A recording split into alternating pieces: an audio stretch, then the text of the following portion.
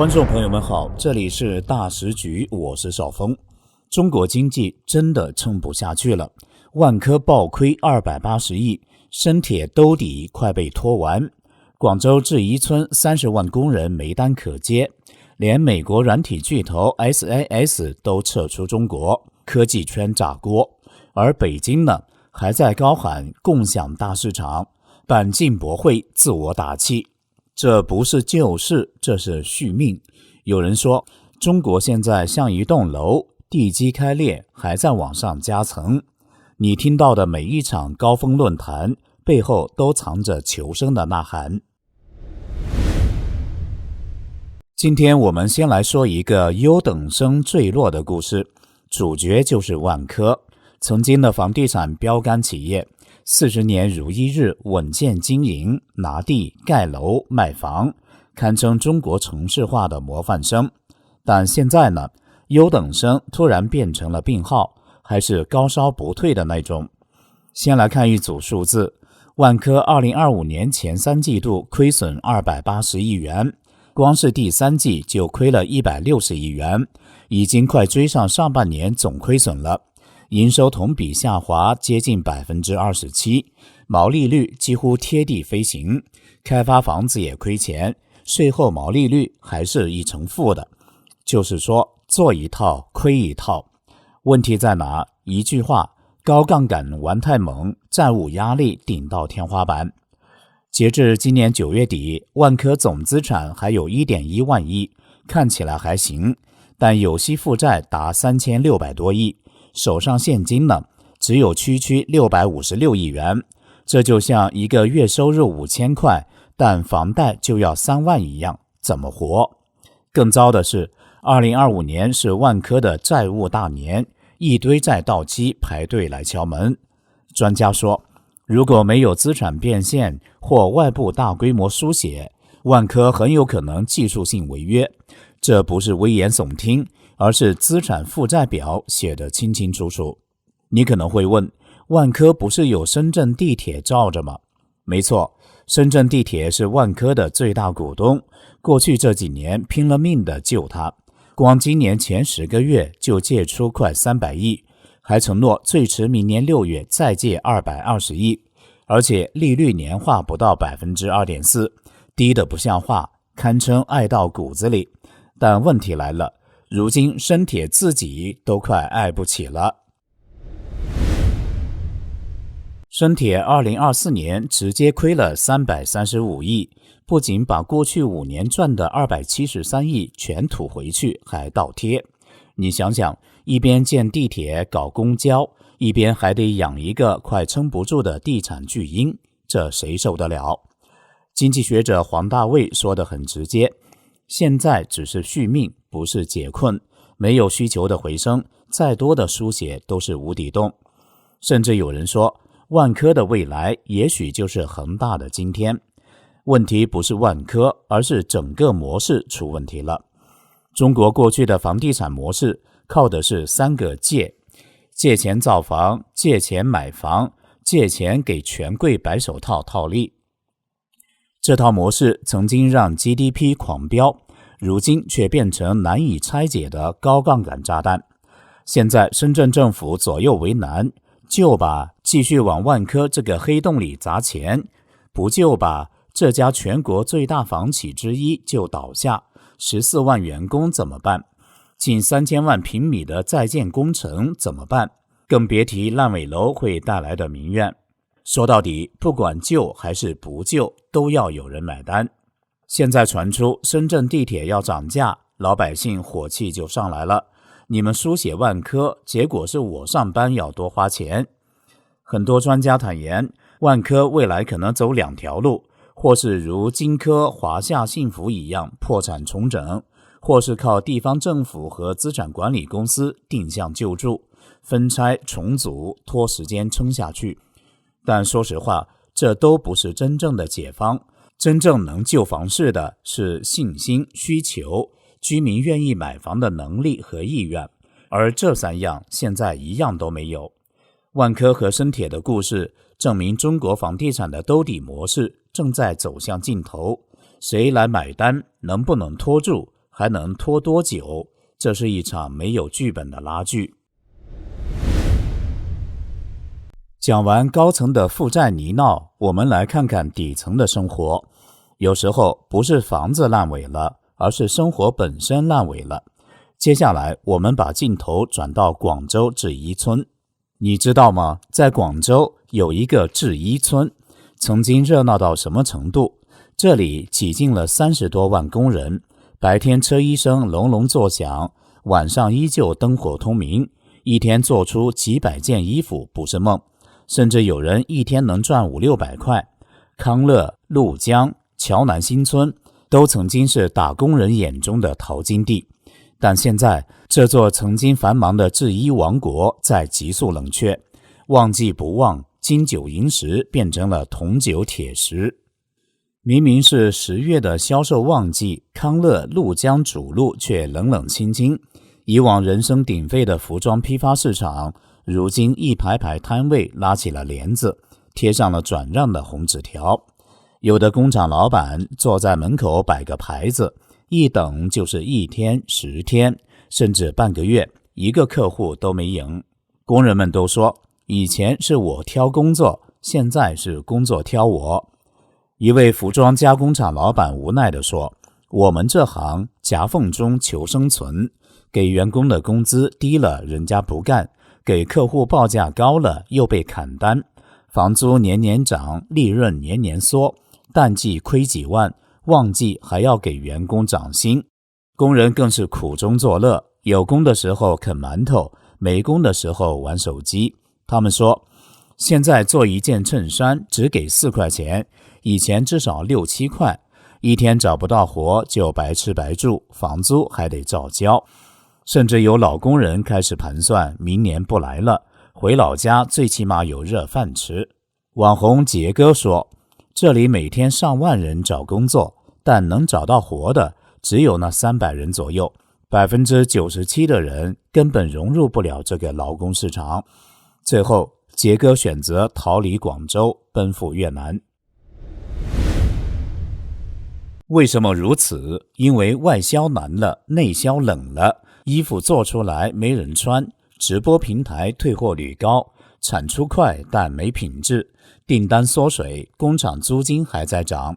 最惨的是，连老天都不助力，秋不降温，卫衣都卖不动。结果就是货堆在仓库，工人薪水难结清，老板贷款发工资，一层压力套着一层压力。社会观察人士乔峰一语中的，现在不管哪个行业都在倒，内循环转不起来，外资还在撤，外贸也岌岌可危。显然，这不只是一个产业的衰退，而是一整片城市底层生态的崩塌。制衣村像一面镜子，照出了当下中国经济的现实：人太多，活太少，机会太少，焦虑太多，是一场看得见的崩溃。一边是零工市场的大萧条，另一边是上海进博会大喊共享大市场。中国经济这本书有时候前后章节像是不同作者的手笔。1年1度的进博会又来了，11月5号到10号在上海开办。从2018年习近平一声令下，这场中国主场的进口秀就成了对外传递我们很开放的指定仪式感活动。今年的主旋律是共享大市场。是的，说是要变成全世界的最大市场，还推出一个新口号叫出口中国。中共商务部11月4号进博会开幕前一天，正式推出共享大市场出口中国计划，宣称未来每年要办10场大型活动，邀请5至6个国家参与，来中国出口产品。总理李强也亲自站台，誓言要让中国成为更多国家的最佳出口目的地。乍听之下，这好像是北京要变身世界最大买家的节奏了。但你翻一下数据，剧情开始反转。中国贸易顺差今年预计要突破1万亿美元，也就是说，中国买得少，卖得多。说自己是全球最大市场机会，但实际上进口增长乏力。以美国为例，中国对美国出口9月份年减接近30%，但同时出口非洲暴涨超过6%，东南亚也增长了1%。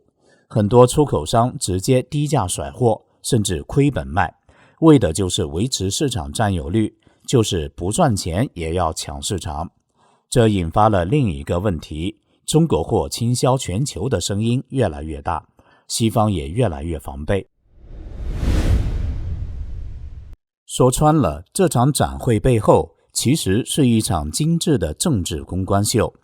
当中国内需疲软，房市崩塌，消费萎缩，科技被卡，资金外逃，外资撤离的背景下，进博会成了当局向外界传递一个讯号的仪式，我们还是开放的。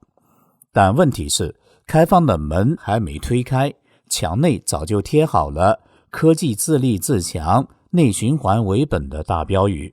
就像欧洲商会说的，进博会政治意味浓厚，但进口数据却告诉你，这场展会更像是国际舞台上的一张名片，而不是一扇真正的大门。数据不会说谎，顺差摆在那，内需疲软也藏不住。你觉得中共当局这波共享大市场的剧本能骗到谁？或者说，谁还会买单？欢迎在留言区说说您的见解。您可能没听过赛事 SAS， 但你绝对听过大数据 AI， 企业数据分析，对吧？ SAS 正是这个领域的全球先驱，总部在美国北卡，是那种不炒股、不上市、不做市场噱头，却在商业数据分析界有绝对话语权的技术派巨头。这样一间公司在中国深耕20多年，连续17年被评为中国最佳雇主之一，如今说撤就撤了。SAS 日前宣布关闭中国直营业务，裁员约400人，现员工11月14号前签署离职协议。补偿方案给的不算寒酸，每服务1年获得1个月工资，外加2个月工资，年终奖金和截至今年年底的工资。没人想到过这家公司会突然转身走人。SAS 自2005年就在北京设立研发中心，和无数中国大型企业、金融、政府部门有业务往来，是在人才圈口碑极好、稳定、少裁员、很人性化的科技公司。它的撤离让整个中国科技圈炸锅。SAS 说这是全球营运优化，将改由第三方合作伙伴在中国继续服务。翻译一下就是，我不跟你正面做生意了，但我可以还卖给你货，只是通过代理。说白了就是要抽身，把风险留给合作方。要知道，这已经不是第一家这样做的美国公司了。在此之前 IBM 也走了，关掉了在中国经营32年的主要子公司，几千名员工被裁。美光、戴尔也早就开始陆续收缩，供应链业务部门一个个离开中国。SAS 给出的理由是全球优化，但实际原因明白的人都懂。地缘政治风险太高了，美中贸易战、科技战持续在打，风险越滚越大。中国的政策环境不确定性升高，数据法规、审查制度、网络监管让这类做数据的企业如履薄冰。人才外流加客户市场压缩， AI、云计算、新创集中爆发在美国，中国市场不再是高利润区。全球供应链去中化正在加速，尤其在晶片、数据、云端领域。这次 SAS 撤离为什么震撼力特别大？因为这家公司太低调、稳健、太有信誉了。它不是炒概念赚快钱的，而是给中国企业做了20多年实实在在的服务。结果连这样的模范雇主都选择撤出，就不是市场问题，而是整体环境问题，是一种方向性的改变。全球科技版图正在重排，中国从世界工厂变成风险地带的过程已经无法逆转。当国际公司悄悄关门撤退，中国地方政府则开始打开脑洞搞钱。接下来我们讲的不是金融创新，也不是科技突破，而是别急，慢慢往下看吧。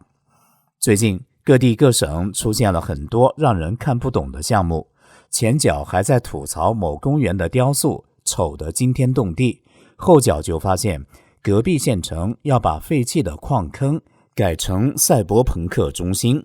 你正纳闷这帮人是不是钱多得没处花，其实真相恰恰相反。这些魔幻操作背后都藏着一个残酷的现实，地主家真的没余粮了。而当一个习惯了大手大脚的家庭突然揭不开锅，他们会干的事儿往往比你想的更硬核。他们要把家里所有值钱不值钱的东西都打包拿去当铺换钱，而且还要跟当铺老板讲个关于未来的忽悠故事，让典当带有了前瞻性资本运作的高大上。最近正在席卷全国的三资三化改革就是这个路子。所谓三资三化，是说资源资产化、资产证券化、资金杠杆化。这串黑话翻译成直白的人话就是：第一步，把你家后院那棵歪脖子树登记成具有观赏价值和潜在碳汇功能的生态资产；第二步，找人给这棵树未来30年结的果子做个估值，打包成歪脖子树未来收益权凭证，到市场上去卖这个凭证；第三步，用卖果子凭证换来的钱作为本金，再去撬动更大的投资，比如再承包100棵歪脖子树。你看，折腾半天，其实就是想把未来的钱现在就拿到手。这套操作在金融圈不稀奇，但现在主角换成了地方政府，目的更直接，搞钱还债。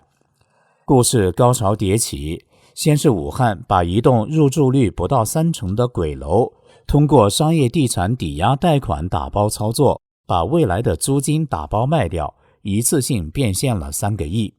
接着齐齐哈尔的操作更惊人，齐齐哈尔市伊安县的水库水底沉积的1100万立方米的淤泥，以超过8亿元的天价被拍卖了。